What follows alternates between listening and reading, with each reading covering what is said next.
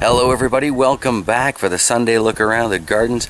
I know I promised to look at what's growing on in the dungeon, and we'll probably will get to that at some point today, but it is simply too beautiful of a day to be spending it, well, downstairs in the damp little dungeon while I've got all this sunshine going on. So yeah, I figured I'd bring you along for a few things out in the yard, and then yeah, maybe we'll take a look in the dungeon. We'll see. It is another absolutely beautiful day out here, so of course all the peppers are out. Does look like this is going to be pretty much it for the peppers that come out this year, and I am kind of disappointed in me for that. But at the same time, I had a great time growing these things this winter, waiting for things to warm up, so certainly nothing wrong with that. And the peppers that are coming out are nicely mature, in a good position to start putting on flowers, and I might actually get a decent harvest this year. At the end of the day, that's what matters, isn't it? So far it's been really dry this spring. Looking forward to a nice rain to fill this puppy up for us. Actually, wouldn't mind filling up that tote back there too. Collects from pretty much that whole side of the house, so one good rainstorm does do a decent job of filling that up and gives me a fair bit of water to play with.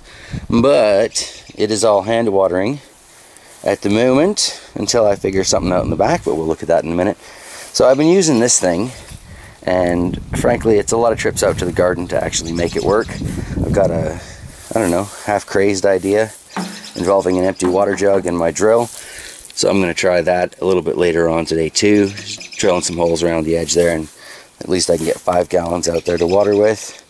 Takes, I don't know, 4, 5, 6 trips with that little green jug to go do the peas and carrots and radishes, so I like to save a little time when I can.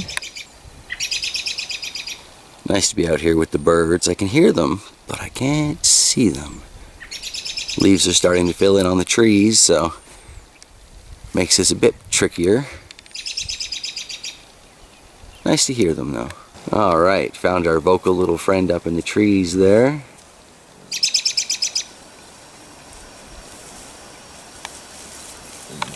It's all about the angle and the perspective. Rare moment of the dog enjoying himself.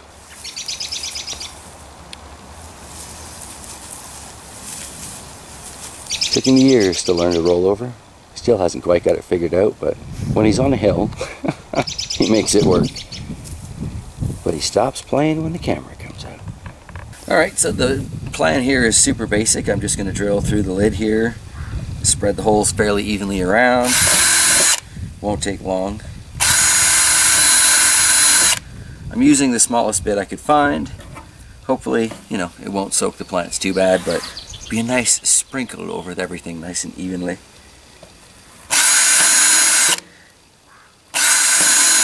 And then we'll test this in a second. So I gave this a quick test. I'm not sure how well it's showing up on the camera, but I clearly need larger holes in the top of this thing. That's not going to work. Try this again. So with something about twice the size, that's still stopping up pretty quick. I thought I had a plan here. Upside down it works. Alright, I do have a plan here. Plus side of all this, these will work great for trying to do a 5-gallon mead later on, but not with this one. Alright, off to water the garden. This really... Yeah, I think Shock's brought up a good point here. Needs an air in for this to work. But I don't want to put a hole in the bottom of this because it defeats the purpose. Alright. Not a good plan. Life goes on. So let's take a look at the pump house then, because I want to fix that up anyway. Alright, so not my brightest plan yet, but they can't all be winners. At least I know it'll work well for making an airlock for, as I said, future mead brewing. So, yes, the pump house is a little brown building over there. So it's cute. They've got a little proper door built here. Opened earlier. I swear it did. Up here we've got this wonderful little latch design. Gotta love that. And then looking inside it, there's a lot of, well, stuff. But I definitely think that this used to house a pump for some sort of gardening, because there's the little pipe right there that goes to a proper hose bib.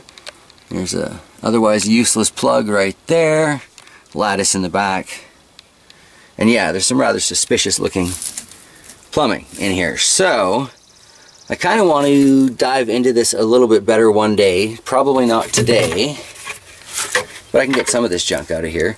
This seems to be fairly loose. Need to get down there with the claw, clean things up, see what I can see. But I guess my question for everybody out there, because there's a lot of homesteaders and such who watch my stuff, what kind of pump am I going to need for this? How much power? You know, what do I need to know before I go shopping, really? Because it would be great to have access to the well water when it comes to watering the lawn and the gardens and everything, because let's face it, that's a lot of water for half an acre, right? So if I could just plug it into the side here, turn on the tap, let her go. So I would need to run like 120, 150 feet of hose to get all the way out here, but I think realistically it's probably going to be worth the effort and the expense, and at least it's well water, so I'm not paying the RM for, you know, treated water. A little more natural, even if it does have potential additives from the backfield. I figure more pros than cons with that, right? They try and be pretty clean with this field because it's leased from the RM, and there are people living right on the edge of it, so they have some pretty stiff rules and regs. It should be safe enough. And I need to go through a lot of water out here, so yeah, probably worth it. Got to do my research though, due diligence and all that. One thing I have decided that I'm going to try in those fabric planters is some of these Saskatoons, because these are clearly offshoots, you know, seeds that fell, like I said, but they are, you know, the right type of leaf, so I feel fairly confident should be able to dig some of those up. A, it'll make this look nicer, and B, it gives me the opportunity to extend them around, because I want to have kind of a edible hedge going all the way around our property, and why not continue on with something that clearly does well here. And I have loved Saskatoon berries my whole life, so yeah. Even better. Got to go through it and get rid of whichever this is. Quite a few of them down there. Seems to be a few starting up in the bush beside it as well, but that's just some quick time with the clippers. Snippety snip, job's done. Moving on. Alright, well that about wraps it up for out here. I guess we'll take a quick look at the tomato forest downstairs as promised, and that'll probably be about it for today. But, you know, we'll see. I'm a babbler. It could still be 20 minutes, could still be 2. You never know. Gonna have to stick around. And I guess that pretty much brings us down here to the tattered remains of the basement dungeon garden. Yeah, definitely gonna be time to do some cleanup down here soon. It's good though. I guess the basement aquaponic garden will end up becoming its own sort of update throughout the week. That makes that a lot easier. And I'll probably take a month or 2 off of starting seeds, but I doubt it. I doubt it. I've got those seeds from Batman that I wanted to get started. I've got so many seeds that I still want to get started. But yeah, we'll see. Anyway, let's take a look at the aquaponic garden and what's left of the peppers down here in the tomato forest, I guess. Yeah. So underneath this standard fluorescent bulb that I think is starting to lose some of its intensity, in the aquaponic garden, we've still got 2 loafers sitting here. I guess I can pull these out. Alright, so now we've removed everything that's not actually growing in the aquaponic garden here. And what do we have? We have this basil. Some nice sized leaves on that basil. Quite impressive compared to the ones in the windowsill. That said, the ones in the windowsill have put out a whole lot more than this thing has. I have yet to really harvest anything from this, so hopefully now that all of its guests are gone, it'll get more of the quote-unquote sunlight, do a little better for us. This ahi panic back here is showing signs of a desperate need of pruning, but I guess that gives me more cloning opportunities. Cut that down. And it has gotten a little crazy, but that said, when I do put the second light over here, perhaps I can lift it up a little bit. The overall effect should still be better, even if they're raised. Don't have anything actually growing in that. That's kind of a waste. Guess we'll need to figure out something to put in there. Those purple basil might be a good choice though, because they're being woefully neglected over in the cups. We've got the green onions, which could use a cleanup, but there does seem to be a fair bit of, look at the length of that thing. Just like a shoelace, it's long and skinny. Got no strength. Time to turn the fan on, I guess. Hopefully that'll make a difference. Again, I'm hoping having the second light though will help provide that little bit extra for these things. Pretty sure the mint is the only thing growing in here. I might have tried planting something else, but is there anything under all that? So much mint. And I have to lean over to get to it. So hey, what do we have here? That is a long lost kale. Alright, I guess we'll have to clean that up so we can get a little bit of light. Pretty sure that is a fully lost Swiss chard down there, so that can be replaced. So we've got two empties, I guess. And this tomato is incredibly leggy, but again, I'm hoping with the addition of the second light, it'll feel a little bit better. I guess I shouldn't have touched it. When will I learn to leave well enough alone? And, you know, more mint. I have way too much mint growing on around here, so I'll probably just pull this out. I guess I can go basil, and have another mint back there, and everything's fine. Maybe we'll move the kale from there to there. That fills that position. Or we'll move the kale forward. I don't know. I'll figure it out when the time comes. Even if I do make a plan, I think we all know I won't stick to it, so yes. Either way, I see a lot of positive changes for this garden once I start putting up more lights, as I have been promising it for ages. You can see the feeder fish are doing just fine. They probably like a nibble. But, you know, they are goldfish, so they pretty much always want a nibble. I have to say though, considering we got feeder fish from the quarantine tank at that pet store, I still haven't had a single fatality that I'm aware of. I haven't actually paused to separate and count them all, but no floaters is usually a good sign. They all seem pretty happy and healthy. And those dark gray ones have just become little black shadows swimming around in there. So clearly, even though this particular food is 2+ years old, almost maybe even 3 years old, still seems to have plenty of nutrients in it for them. So I'm going to have to get some more, I think. Kind of sold on the brand. Not sponsored by it though, so we'll just, you know, if you want to see what it is, you'll have to watch previous videos.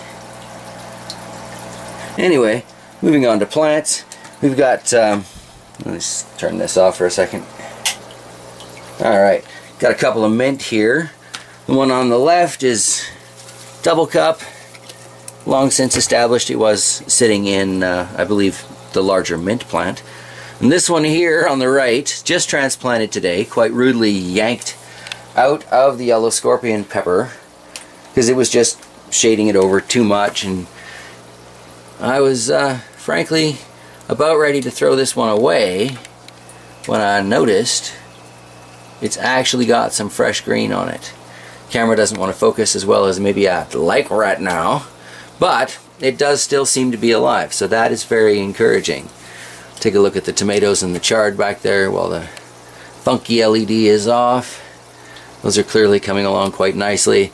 I'm very glad I only took half the chard out, because obviously those are doing just fine.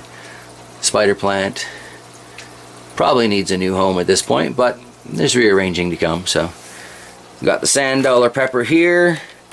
Still kind of leaning towards maybe planting this in one of the 5-gallon fabric pots, taking it outside, letting it finish itself off, and hitting the compost pile.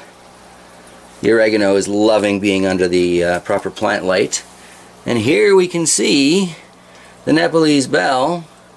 It's got some good positive signs of life on there, so that is really encouraging. This is already in a 3-gallon pot, so once I take it outside, it should be pretty much good to grow. We shall see What we shall not see is the Sugar Rush Red returning. It is just giving up the ghost on me. That's the way it goes. It's just a plant after all, but I was kind of hopeful to see that one actually produce. Still, yeah, it's the way it goes, isn't it? And over here we got the seedling table. Still a whole lot of work that needs to be done, and a few plants that I need to start conditioning to being outside. Honestly, I'm afraid to take them outside though, because they're so, what's the word I'm looking for? Tender compared to pepper plants. Everybody says peppers are so sturdy, and yet I kill them off so easily. And, you know, I want to take these finer things outside, and hopefully they'll survive. Yeah, we'll see. We'll see. The acorn squash, though, is clearly, it's ready to try and do something. The pumpkin over here is very similar state. Haven't seen any actual open flowers on it yet, but it's getting close. It's getting close. Not much going on with what's left of those early Canada improved watermelons. This one might still be alive. Maybe some hope for that. We shall see. Spaghetti squash, got one still hanging on there. Zucchini just barely hanging on, but again, like the acorn squash, we can see that it's old enough to be trying desperately to put out some flowers and fruit. So that's encouraging to me. Anything that's a good start, you know, the season is so short. I've got to find a way to make it work. And the parsley's doing alright here, even though it hasn't been transplanted yet. This basil clearly needs to be transplanted. Mouse melon's finally starting to grow with a certain type of vigor. These things do take forever to get going, but they're so worth the wait. A couple of peppers over here. I believe this is one of the purple freaks. Not sure if it's going outside or not, because it's a rare sort of seed. So do I want to keep it? Probably. What do we got here? The straight 8 cucumber. We got one lonely cauliflower still trying to grow there. One lonely but, you know, pretty decent looking cabbage. And, yeah, the little treasure troll leek over there. Guess it's quite a few leeks, to be honest. Anyway, yeah, some more transplanting to be done, and then this table's going to get shut down for a few months. This light will get moved, so I'll have a whole new space to play with here. And it's going to be interesting to see how I fill that up. Sure, it won't take me long. These lights probably staying right where they are, though. No, I went super redneck when I put those up, and they're just zip strapped in place, so I suppose in theory I could move them. I could raise them up a little bit, and I probably should, actually. Looking as how that one tomato is peeking up and through. Not a lot left growing on this shelf, though, so I'll be unplugging them probably today. But that's Scotch Brain 7-pot Fino. Today it's alive, yesterday it wasn't. Don't know for sure what's going on with that little sucker. What do we have here? An Ahi Guyana. Not looking particularly well, you know. And over here, what do we got? A Carbonero. Those things sprouted rather a long time ago for it to be looking like that. Clearly that one's not headed outside. That tomato will be, though. So yeah, those 3 peppers will get moved over onto the big table, and actually let's just rearrange that now, and I can save a whopping 14 watts or whatever it is this thing uses. Not a lot of power used by this light. It really doesn't get all that warm. I actually really like this setup, and I wish I could find more of the exact same little strip lights, but the ones I'm finding aren't in the same range, and the ones that are in the same range aren't in stock, so grrr. Good idea, though. So I will be doing this again once I get supplies. And just like that, the basement gets a little bit darker and gloomier. Still got that setup going on there. Not quite sure what to do with it. Don't think the lemon tree is particularly fond of being the star in that situation, so probably need to move it to a different light. But we'll scroll up here, scan up. Tomato Forest, part 1 of 2. This thing has gotten out of control. There are so many tomatoes up here with little flowers on them, and they are all so leggy. So I definitely need to start them a little bit later in the year, and I need to be on top of their fertilizer to make sure it's lower end nitrogen But I don't know if I've learned anything else this year. Other than some varieties just do not clone. So I'll be going through emptied styrofoam cups a little later on, making a list of the ones that did not do well for me. This little ahi panic, and it's a little baby planter. Still trucking along. It's another one of those ones. I'm going to leave it, torture it, not transplant it, see how big it can get in this. This is obviously, considerably more room than that one paper lantern pepper has. But they'll soon be, you know, alone up here. Just those two little lights shining down on them, and all of this will be outside in a few weeks. Fantastic. Most of these tomatoes are going to get buried super deep, so they've got lots of rooting opportunities. I don't care really how tall they are when they get started out there. It's about how strong they're going to be in the coming months. So here's to hope with that. Which kind of brings us, oh, that was such a bad idea, over to the funky light. Everything here is rearranged since I've been moving peppers out. I've got a small collection going on here of peppers that will be staying. And as you can see, there are not a lot of cups there, so I should be in fine shape to set them all up with Folgers cans, even though most of them will probably just be sitting in them for now. But whatever, it'll be a good start for next year. These tomatoes, since I've spread everything out, they're just flopping quite weak. But again, I'm not very concerned with that because they are going to get buried deeper, and you know, this one here will probably be maybe that much above the ground, and the rest of that will be in there. It's sturdy above that point, so you know, again, looking at this super long specimen here, I'll have maybe 6 inches, 8 inches above the ground. The rest of that can just root right up for me. This flopped one here suffered from a little bit of water deprivation. That's my failing there, but I'm sure it'll come back in time. This hanging planter with the 4 tomatoes in it is going to be interesting. A lot of people have mentioned concerns over wind. I have some concerns about that myself. But that said, I let this planter hang for a full season with absolutely nothing in it and working itself as a sail and all kinds of stuff. It stayed where it was. So I'm hoping that with the weight of the soil and the eventual weight of the peppers, or the eventual weight of the tomatoes themselves, should be enough to, you know, reinforce the fact that it just kind of wants to stay in place there.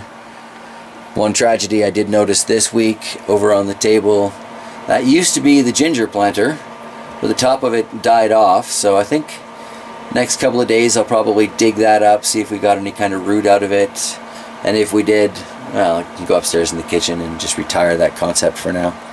My little coffee tree there seems pretty happy. Fresh, glossy new leaves on it, so that is good. These 2 little peppers here desperately need to be shaken over the fish tank, but I'll take care of that in a bit. And yeah, these basils, these poor basils, I'm going to take them over to the aquaponics now. Dream of a brighter future, guys. I think this will probably work out much better for them. They wilt so fast when they run out of moisture. This one here may not be looking fantastic, but it sure isn't wilty on me, so yeah, the basil, maybe another basil in the back corner. I don't know. Needs to be tidied up a bit though. And I'll take care of all that when I switch the other light over. Just have myself a day of it. Probably bring you guys along for that. Anywho, I guess that does actually wrap it up for our trip to the gardens around the Bear property today. There's, you know, a fair bit growing on, so I've got a lot to look forward to. It is, you know, a lot less in numbers as far as like peppers and such than I was hoping, but still, I should get a pretty decent crop this year. Everything got a decent start. A lot of stuff's already got flowers on it. I am very hopeful, and if it doesn't work out, well, it's gardening. There's always next year, and I can always, you know, just put more light down here and keep on trying in the dungeon. So yeah, I will win. In the long term, I'll win. It's too stubborn for any other outcome. So yeah, as you guys know, tomorrow is my me day, so I will see you on Tuesday. Take care, everybody.